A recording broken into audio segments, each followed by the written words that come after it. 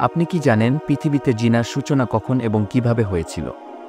পৃথিবীতে কোন নাফরমান ব্যক্তি সর্বপ্রথম জিনার গুনায় লিপ্ত হয়েছিল? এবং ইসলামে জেনাকারীর শাস্তি কি? জানতে হলে ভিডিওটি শেষ পর্যন্ত দেখতে থাকুন।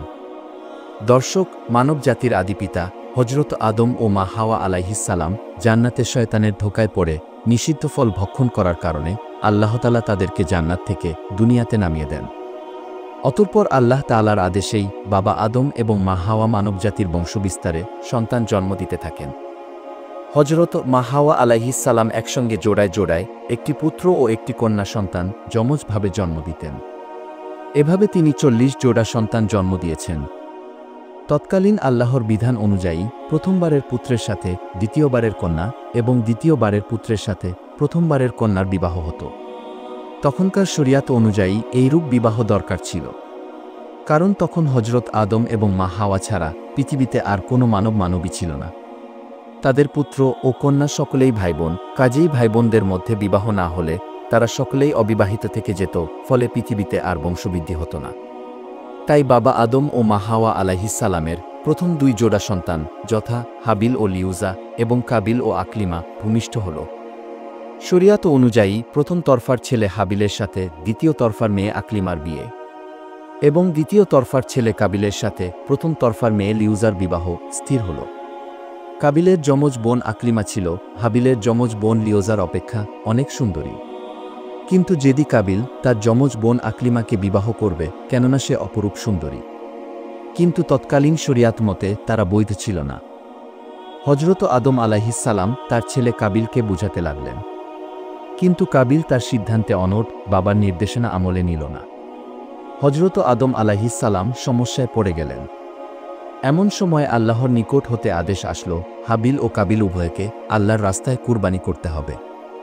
যার কুরবানি আল্লাহর দরবারে গৃহীত হবে সেই আকলিমাকে বিবাহ করবে। কাবিল নিজে কৃষি কাজ করত, ফলে সে কিছু গম ও তরকারি আল্লাহর নামে উৎসর্গ করল। আর হাবিল মেষ চড়াত, তাই মোটাসোটা একটি মেষ আল্লাহর নামে উৎসর্গ করতে তারা দুজনে একটি পাহাড়ের চূড়ায় রেখে আসলো। লক্ষণীয় হল, কৃষিকাজ ও পশুপালন এটা পৃথিবীর সূচনা কাল থেকেই চলে আসছে। আল্লাহ তাআলা পৃথিবী আবাদ করতে দরকারি সকল জ্ঞান নবীদের মাধ্যমে মানব জাতিকে শিখিয়েছেন। অথচ আমরা মানব জাতি কল্পনাপ্রসূত ভুল ইতিহাস পড়ে থাকি, আদিম মানুষ নাকি কোনো কৃষিকাজেই জানত না। অথচ বাস্তব সত্য, ইতিহাস তার বিপরীত। সুতরাং হাবিল ও কাবিল দুজনের কুরবানি পাহাড়ে জমা রাখা হল। তখনকার নিয়ম অনুযায়ী আকাশ থেকে অগ্নিশিখা এসে যার কুরবানি জ্বালিয়ে পুড়িয়ে দিত তার কুরবানি কবুল বলে বিবেচিত হতো। আর যার কুরবানি অলৌকিক অগ্নিশিখা পুড়িয়ে ছাই করে দিত না, সেটা কবুল নয় বলে বিবেচিত হতো। নিয়ম অনুযায়ী একটি অগ্নিশিখা এসে হাবিলের মেষটি পুড়িয়ে দিয়ে গেল, আর কাবিলের গম ও তরকারি যথারীতি পড়ে রইল।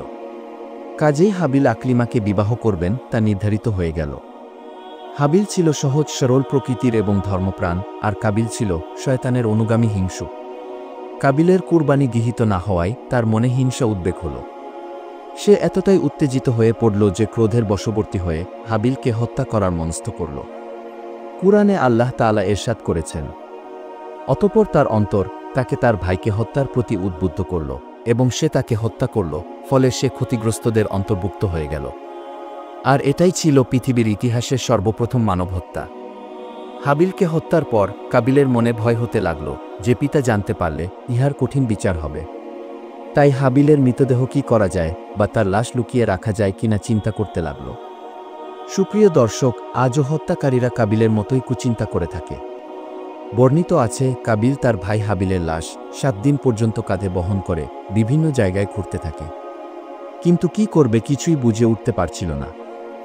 এই পরিস্থিতিতে কাবিল দেখতে পেল ২টি কাক মারামারি করতে করতে একটি অপরটিকে মেরে ফেলল।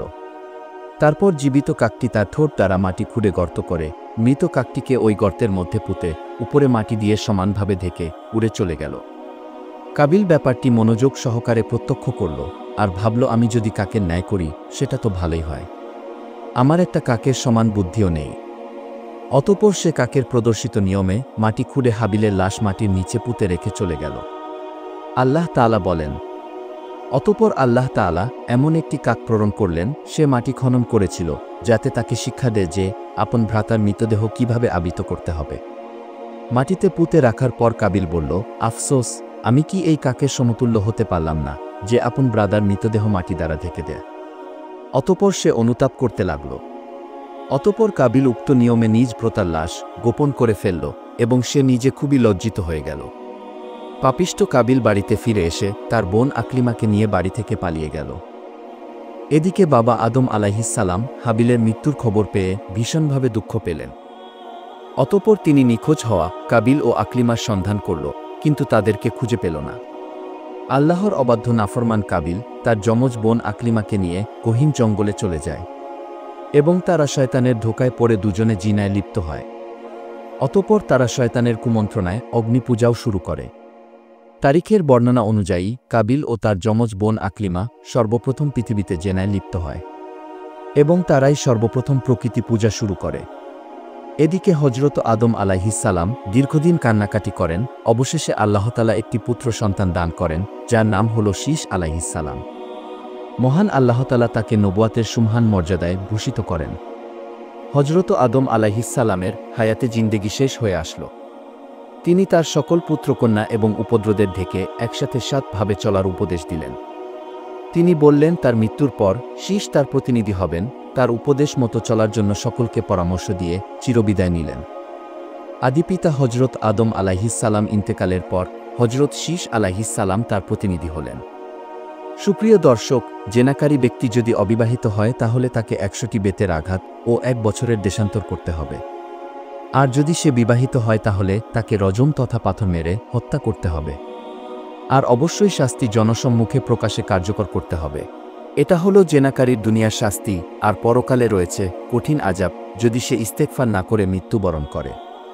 হে আল্লাহ, আপনি আমাদের সকলকে মহাপাপ থেকে হেফাজত করুন।